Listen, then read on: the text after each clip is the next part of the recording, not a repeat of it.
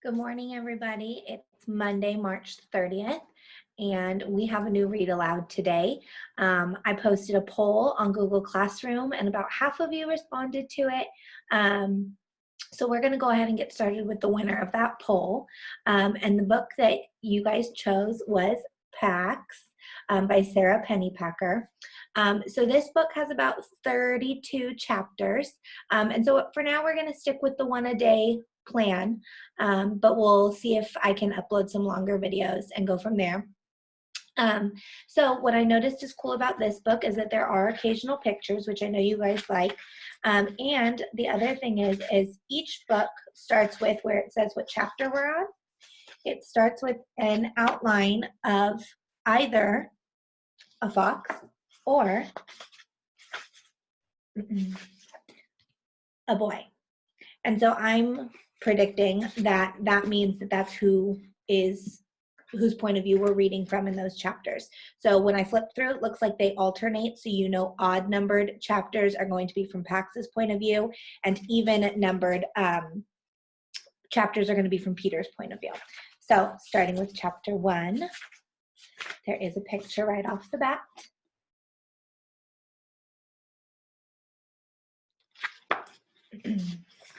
Chapter 1. The fox felt the car slow before the boy did, as he felt everything first.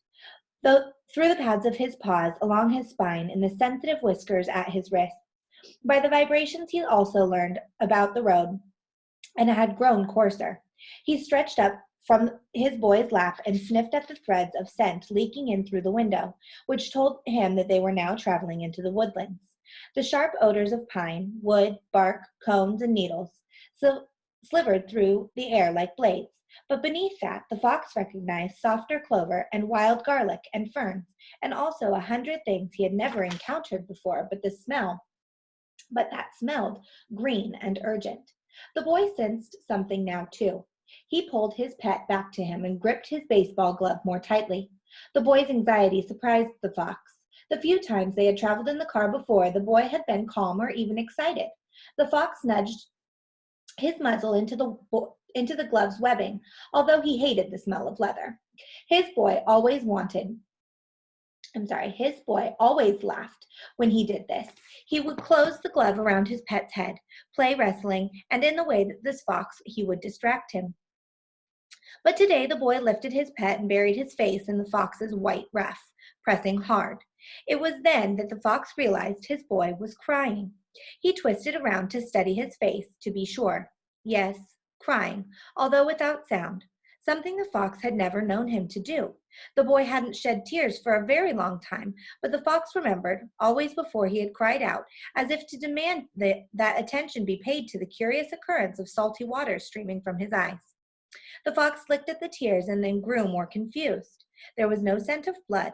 He squirmed out of the boy's arms to inspect his human more carefully, alarmed that he could have failed to notice an injury, although his sense of smell was never wrong. No blood, not even the underskin pooling of a bruise or the marrow leak of a cracked bone, which had happened once. The car pulled to the right, and the suitcase beside them shifted.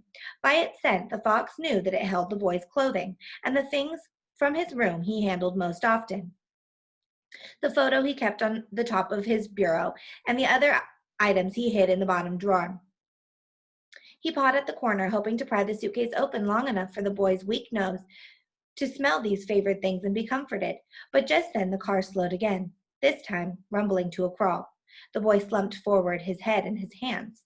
The fox's heartbeat climbed, and the bushy hairs of his tail lifted. The charred metal scent of the father's new clothing was burning in his throat. He leaped to the window and scratched at it. Sometimes, at home, his boy would raise a similar glass wall if he did this. He always felt better when the glass wall was lifted.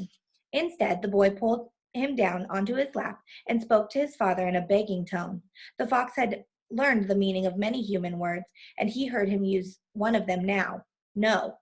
Often the no word was linked to one of two names he knew, his own and his boy's. He listened carefully, but today it was just the no pleaded to the father over and over again. The car jutted to a full stop and tilted off to the right, a cloud of dust rising beyond the window. The father reached over the seat again, and after saying something to his son in a soft voice that didn't match his hard lie scent, he grasped the fox by the scruff of the neck. His boy did not resist, so the fox did not resist. He hung limp and vulnerable in the man's grasp, although he was now frightened enough to nip. He would not displease his humans today. The father opened the car door and strode over to the gravel and patchy weeds at the edge of the wood. The boy got out and followed him. The father set the fox down, and the fox bounded out of reach. He locked his gaze with his two humans, surprised to notice that they were nearly the same height now. The boy had grown very tall recently. The father pointed towards the woods. The boy looked at his father for a long moment, his eyes streaming with tears again. And then he dried his face with the neck of his t-shirt and nodded. He reached into his jeans pocket and withdrew an old plastic soldier, his fox's favorite toy. The fox came to alert, ready for the familiar game. His boy would throw the toy and he would track it down, a feat the boy always seemed to find remarkable. He would retrieve the toy and wait with it in his mouth until the boy found him and took it back to toss again. And sure enough, the boy held the toy soldier aloft and then hurled it into the woods. The fox's relief, they were only here to play a game, made him careless. He streaked towards the woods without looking back at his humans. If he had, he would have seen the boy wrench away from his father and cross his arms over his face, and he would have never returned. Whatever his boy needed, protection, distraction, affection, he would have offered. Instead, he set off after the toy, finding it was slightly more difficult than usual as there were many other fresher odors in the woods. But only slightly. After all, the scent of the boy was also on the toy. That scent he could find anywhere. The toy soldier lay face down in a burled root of a butternut tree, as if he had pitched himself there in despair.